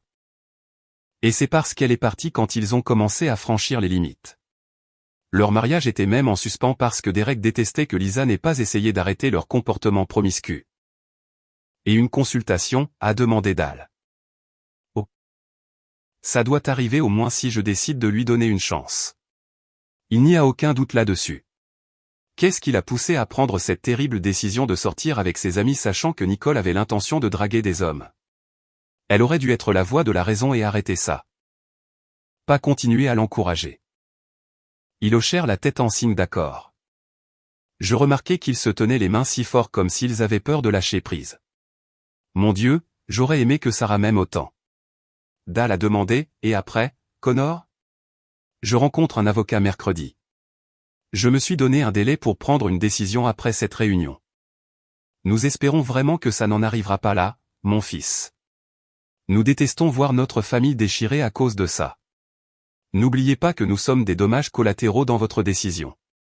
Nous vous aimons comme un fils. Je sais. Je vous aime aussi. Je suis désolé que vous ayez à traverser ça. Il n'y avait vraiment plus rien à dire après ça. Ils se sont dit au revoir et je me suis dirigé vers la bouteille de whisky. Mardi soir, on frappa à ma porte.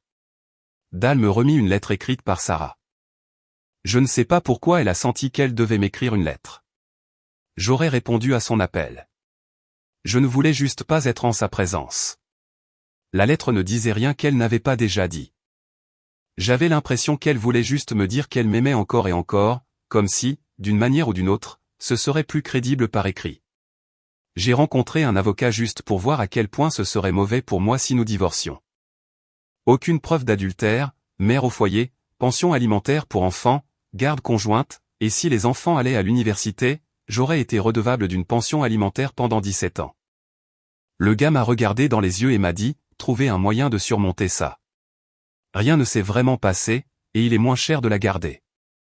J'ai décidé de lui demander de rentrer à la maison. Je n'avais aucune idée de ce qui allait se passer ni de comment cela était censé fonctionner, mais je savais que si nous pouvions nous réparer, cela n'aurait pas eu lieu si nous vivions séparément. Je lui ai écrit, tu peux rentrer à la maison, mais tu dois répondre à une question. Comment puis-je te faire confiance à nouveau? J'espérais qu'elle pourrait me le dire parce que je ne pouvais pas imaginer comment je pourrais lui faire confiance à l'avenir. Lorsque j'ai couché les enfants, je n'avais toujours pas de réponse. Les enfants étaient très contrariés qu'elle ne soit toujours pas à la maison et je n'avais pas de réponse convaincante à leur donner. Je leur ai lu une histoire, mais ils ont pleuré jusqu'à s'endormir. Je devenais de plus en plus en colère, alors j'ai appelé le téléphone fixe de ses parents. Je n'ai pas eu de réponse. J'ai appelé son téléphone portable, mais personne n'a répondu. J'ai appelé le téléphone portable de Dal, mais personne n'a répondu. J'ai appelé les 3 numéros et envoyé des SMS toutes les 15 minutes pendant 1 heure. Il était presque 22 heures, et je commençais à m'inquiéter. J'ai appelé Lisa et lui ai demandé de venir garder les enfants pour que je puisse aller voir ce qui se passait chez eux. J'étais choqué parce que quelqu'un aurait dû répondre à l'un des téléphones à cette heure de la nuit. Lisa est arrivée devant ma porte et je l'ai rencontrée. Autre chose, Connor? Non. Merci d'être venu si vite. Je te ferai savoir ce qui s'est passé dès que possible. Le trajet jusqu'à chez eux n'a pris que 10 minutes et fut silencieux. J'ai vu la voiture de Sarah dans l'allée, alors j'ai sonné, mais personne n'a répondu. J'ai utilisé notre clé pour leur maison et suis entré. Je n'ai rien remarqué de particulier et la voiture de Dal n'était plus là. J'ai cherché un peu plus et n'ai toujours rien trouvé. J'ai rappelé le téléphone portable de Dal et l'ai entendu sonner dans leur chambre. Où étaient-ils allés? Il avait laissé son téléphone. Cathy avait un téléphone portable, mais je ne connaissais pas son numéro. Je n'en avais jamais eu besoin. Ils étaient toujours ensemble et m'appelaient toujours depuis leur ligne fixe s'ils m'appelaient. Nous n'avions plus de ligne fixe. Nous utilisions toujours nos téléphones portables. J'ai pris le téléphone portable de Dal et heureusement il était déverrouillé. J'ai fait défiler et j'ai trouvé le numéro de portable de Cathy. Je l'ai composé dans la cuisine quand il a sonné et l'ai trouvé dans son sac à main. Où aurait-il pu aller si vite qu'il n'ait pas pris leur téléphone portable et son sac à main? J'ai rappelé le téléphone de Sarah et l'ai entendu sonner dans l'autre chambre. MRDE, ai-je dit à voix haute. Qu'est-ce qui se passe? J'ai dû aller aux toilettes et là j'ai vu ceci sur le lavabo. C'était une bouteille vide de somnifère. J'ai pensé au pire et je suis tombé à genoux en larmes. Pourquoi ne m'ont-ils pas appelé? J'ai pensé, rassemblant mon courage, j'ai couru à ma voiture. Le St. David's South Austin Medical Center n'était qu'à quelques kilomètres sur Ben White Boulevard. Alors, j'ai conduit comme un dératé et j'ai laissé ma voiture allumée sur la voie de dépose des urgences. J'ai couru et j'ai dit à la dame derrière le comptoir les 3 noms que je devais rechercher. Espérant qu'ils n'étaient pas là. Ils avaient Sarah, mais elle était aux urgences et ils ne m'ont donné aucune information sur son état. J'ai prié silencieusement pour qu'elle soit en vie et heureusement ils m'ont laissé entrer. Je me suis dépêché à travers le labyrinthe de couloirs pour trouver sa chambre. J'ai trouvé Sarah dans son lit, connectée à des machines, et je n'ai rien trouvé à dire. Ni Cathy ni Dal n'étaient là. J'ai pris le bras qui n'était pas connecté à la perfusion et j'ai commencé à pleurer. Quelques minutes plus tard, une infirmière est entrée. « Êtes-vous de la famille ? » ?»« C'est ma femme. »« Comment va-t-elle ? » ?»« Elle est stable. Nous avons pratiqué un lavage gastrique à son arrivée. Elle sera somnolente pendant un moment, mais ses signes vitaux sont normaux maintenant. Vous l'avez amenée juste à temps. » Ses parents étaient naturellement bouleversés lorsqu'ils l'ont amenée. Dans leur panique. Ils ont oublié d'apporter leur téléphone. Une fois que nous les avons assurés qu'elle allait bien. Ils ont réalisé qu'ils n'avaient aucun moyen de vous contacter. Elle sera transférée dans une unité de soins pour observation nocturne. Vous devrez remplir des documents d'admission et des informations sur l'assurance. Bien, merci. Juste à ce moment-là, mon téléphone a sonné. C'était Lisa. Connor, elle est aux urgences. Tu dois. Je suis là, Lisa. Je suis avec elle. Comment le sais-tu? Dal dit qu'il n'a pas pu t'appeler. J'ai trouvé une bouteille de pilules vides et leur téléphone dans la maison et j'ai craint le pire. Je me suis précipité ici. Connor, c'est Dal. Je suis là avec elle. Dal, désolé, mon fils. Quand nous l'avons trouvé. Nous nous sommes précipités en panique et avons oublié nos téléphones. Tous nos numéros sont écrits dans ces maudites choses. Nous n'essayons même plus de les retenir. Nous n'avons pas pu trouver comment vous contacter. Cathy était mal en point et paniquait. Donc je ne pouvais pas la quitter avant qu'ils nous disent que Sarah allait bien. Dès que Cathy s'est calmée, je me suis précipité ici pour te chercher. Cathy n'est pas dans la chambre. Je ne sais pas où elle est maintenant. Elle allait à la chapelle. Je suis déjà sur le chemin du retour. À bientôt. Étage, dit Lisa, reprenant la ligne. Lisa, peux-tu rester un peu plus longtemps? Certainement, je resterai ce soir. Ne t'inquiète de rien ici. Merci. Je te dois une. Oublie ça. Tiens-moi informé. Je le ferai. Merci. Sarah ne se réveillerait pas avant un moment, et il ne faudrait pas longtemps avant qu'elle ne soit transférée dans une autre chambre. Alors, je suis allé voir Cathy. J'avais encore besoin de quelques réponses et je voulais m'assurer qu'elle allait bien. Je l'ai trouvée dans la chapelle en train de prier. Elle m'a vu et s'est précipitée dans mes bras. Oh, Connor, j'ai eu tellement peur qu'elle ait pris les pilules. Pourquoi? Qu'est-ce qui s'est passé? Nous ne savons pas. Elle est restée dans sa chambre toute la journée. Un moment après le dîner, je suis allé l'inviter à prendre le thé, comme nous le faisons tous les soirs. Mais elle était affalée sur le lit. Elle s'est à peine réveillée. Mais a dit quelque chose à propos d'une stupide erreur avec des pilules. Il n'a pas fallu longtemps pour réaliser ce qu'elle avait fait. Dal l'a portée jusqu'à la voiture et nous l'avons emmenée ici. Nous n'avons pas pensé à prendre nos téléphones. Je n'ai même pas pris mon sac à main. Oui, je l'ai vu. Je suis venu chez vous quand personne n'a répondu à mes messages. Je ne comprenais pas pourquoi elle ne m'avait pas appelé après que je lui ai dit de rentrer à la maison. Tu lui as dit de rentrer à la maison? Oui. Nous avons encore beaucoup à dire, mais être séparés n'aidera pas. Alors pourquoi ferait-elle ça? Ça n'a aucun sens. Elle voulait tellement rentrer chez toi. Eh bien, nous devrons attendre qu'elle nous raconte tout elle-même. Allons-y. Elle sera bientôt transférée dans un autre service. Et Dal est déjà de retour. Dal et moi étions avec Sarah quand il est revenu. Cathy s'était endormie. Y a-t-il des changements, a-t-il demandé.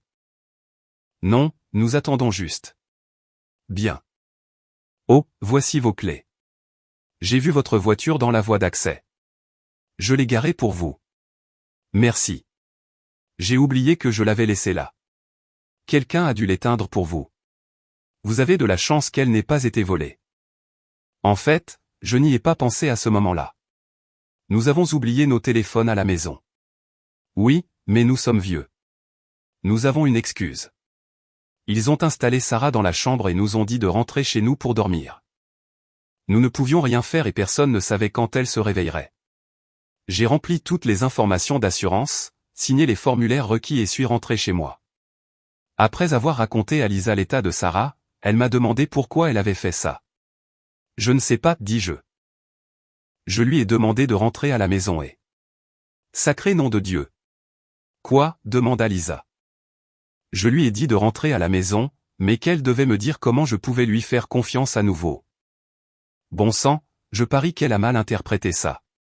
Je voulais que ce soit une ouverture de conversation, pas fermer la porte si elle ne trouvait pas de réponse. Bon sang, c'est ma faute. Non. Arrête ça. Ce n'est pas ta faute. Elle a créé une situation terrible pour elle-même et est dans un état déplorable depuis plusieurs jours maintenant. C'était son choix. Tu dois être fort maintenant pour pouvoir l'aider à se rétablir.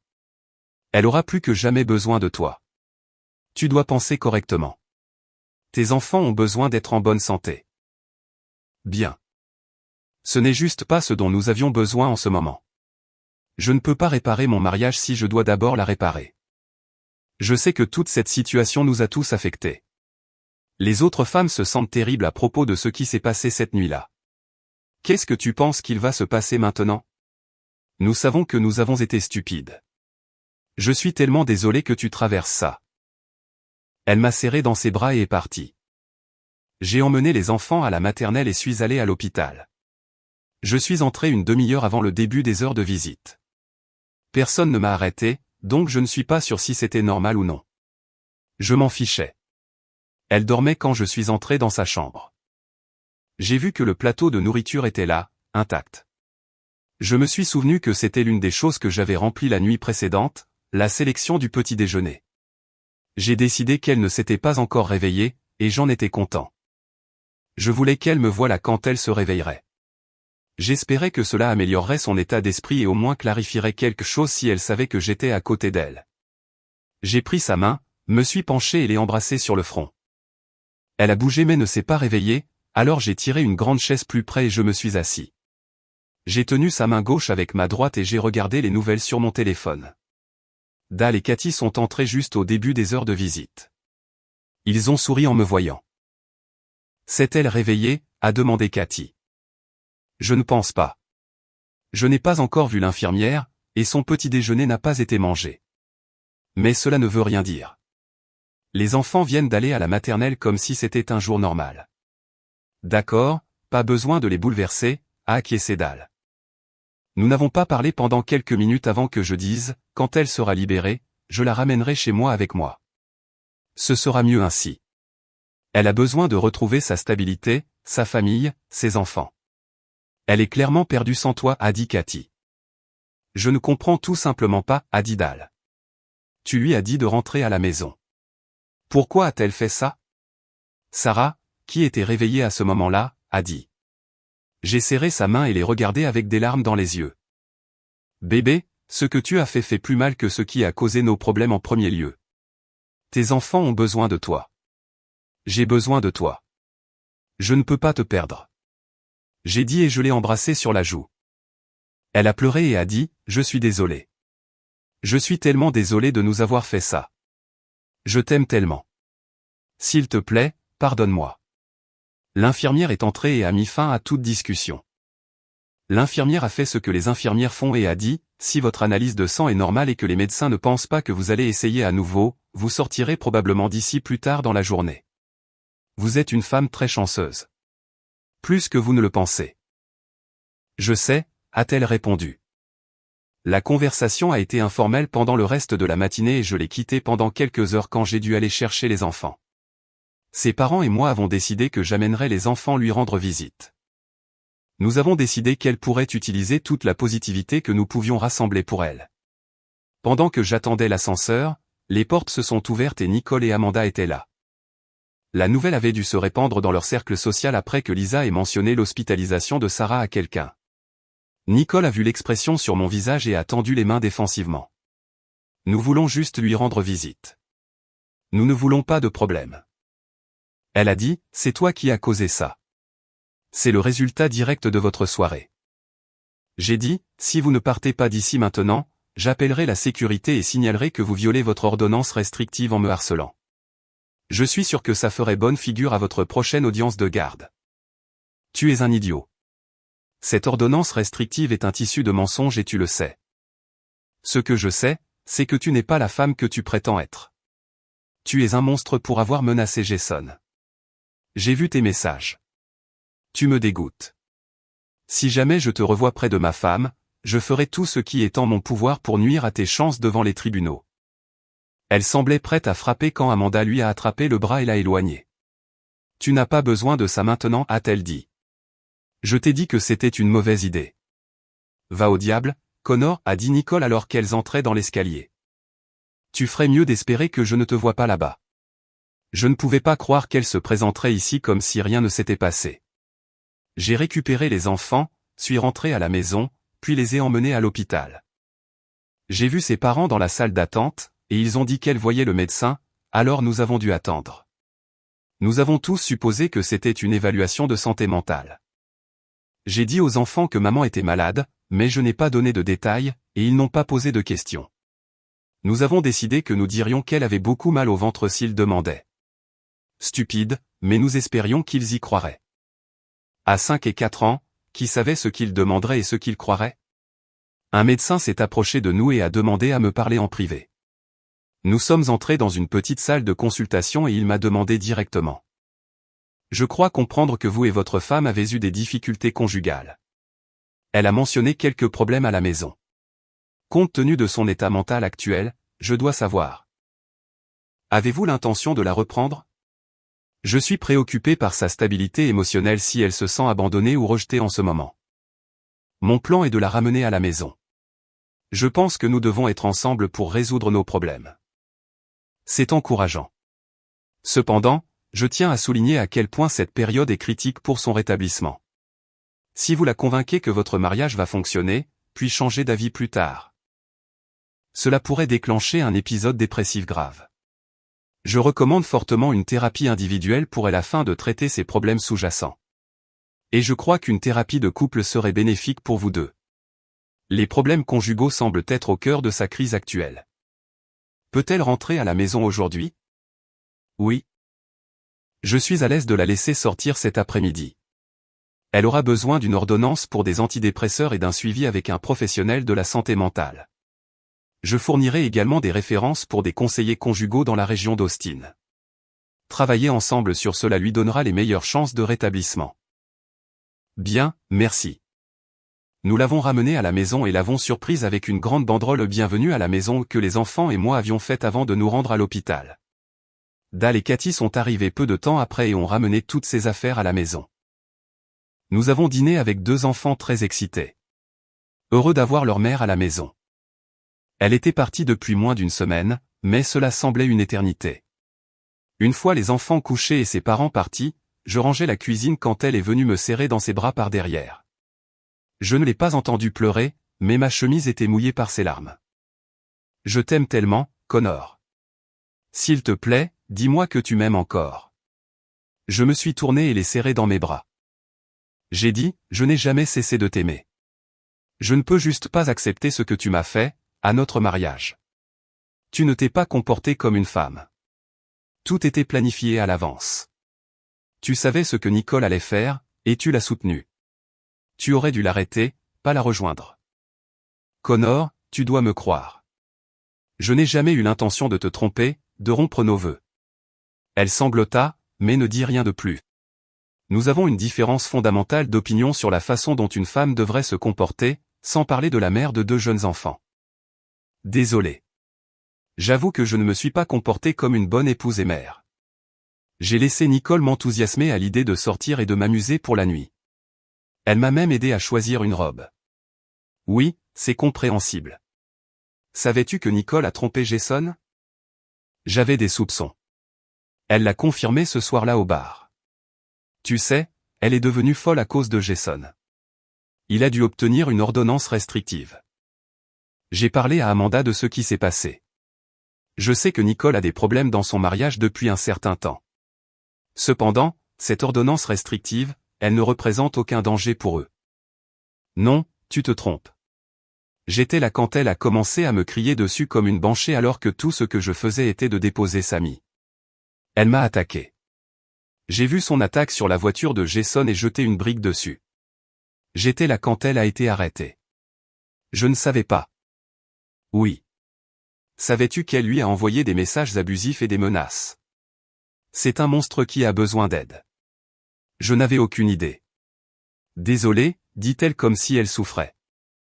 Non, ce divorce sera très désagréable. J'espère que cela suffira à éliminer son influence de ta vie. Elle a été la cause de tous nos problèmes. Je ne l'ai même pas laissé te voir à l'hôpital. Je sais qu'elle m'a appelé, d'ailleurs. J'apprécie. Je ne voulais pas la voir. Crois-le ou non, je suis en colère contre elle et je ne veux pas être près d'elle. Je n'arrive pas à croire qu'elle ait convaincu Amanda d'aller au motel avec eux. Oh, c'est une nouvelle information. Elle soupira et dit, je ne mentirai à personne. Elles allaient échauffer leurs hommes, puis elles allaient louer une chambre. C'est pourquoi je n'étais pas dans le SUV de Nicole avec mon homme. Je n'allais pas faire tout ça, et je n'allais certainement pas dans un motel.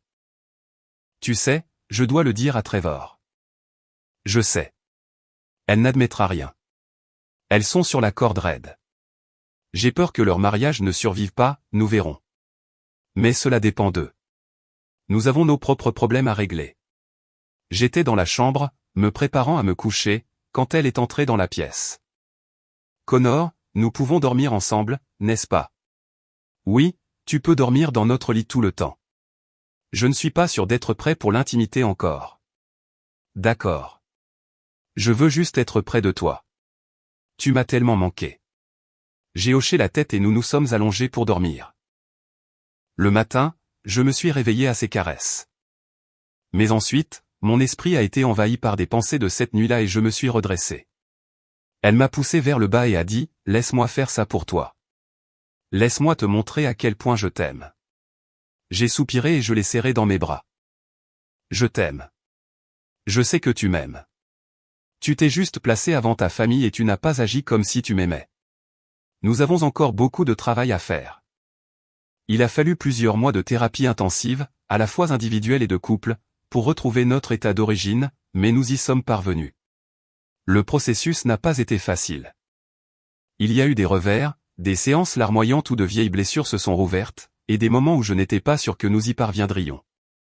Mais progressivement, avec le docteur Patricia Hernandez, notre conseillère conjugale à Westlake Hills, nous avons appris à mieux communiquer et à reconstruire la confiance.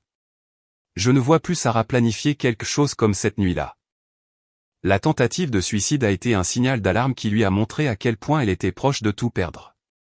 Ces séances de thérapie individuelle avec le docteur Michael Shah ont révélé qu'elle était devenue dangereusement dépendante de la validation et de l'approbation de Nicole. Elle a depuis coupé tout contact avec Nicole et se sent libérée par cette décision. Jason et Nicole ont divorcé. Elle a perdu la garde principale mais a obtenu un droit de visite supervisé. En fait, ses parents l'ont forcée à suivre une thérapie lorsque Jason leur a raconté toute l'histoire de ce qu'elle avait fait pour détruire sa famille. Son père riche a menacé de l'abandonner. J'espère qu'elle pourra aller mieux. Trevor et Amanda l'ont surmonté. Trevor ne pouvait pas être séparé de ses petites filles. Je ne pense pas qu'il soit heureux, mais il fait bonne figure et garde Amanda en laisse courte. Elle a également coupé tout contact avec Nicole après des mois de supplications de la part de Trevor. J'ai cessé de me plaindre de l'amitié d'Amanda et Sarah. Je me sens mal pour Trevor et je ne peux pas m'empêcher de penser qu'il partira dès que les filles seront assez grandes. Derek et Lisa sont également restés ensemble, bien que leur relation ait changé de manière significative. Lisa est devenue excessivement prudente quant à ses amitiés et ses activités sociales. Elle refuse de sortir sans Derek, ce que je trouve un peu extrême, mais chaque couple doit trouver sa propre façon de reconstruire la confiance. Les dames ont finalement reformé leur groupe social, mais avec des limites beaucoup plus claires. Elles ont invité Rebecca Chin, une nouvelle résidente de Cedar Park dont le mari, Michael, travaille dans le secteur technologique d'Austin. Elle s'intègre bien au groupe, comprenant l'importance de maintenir des mariages solides. Michael ne joue pas au golf ni ne fume de cigares comme le reste d'entre nous, et il est plutôt un amateur de cocktails artisanaux qu'un buveur de bière, mais nous travaillons sur lui. C'est un excellent joueur de fléchettes, cependant, et il s'intègre parfaitement à notre équipe au bar de Trevor.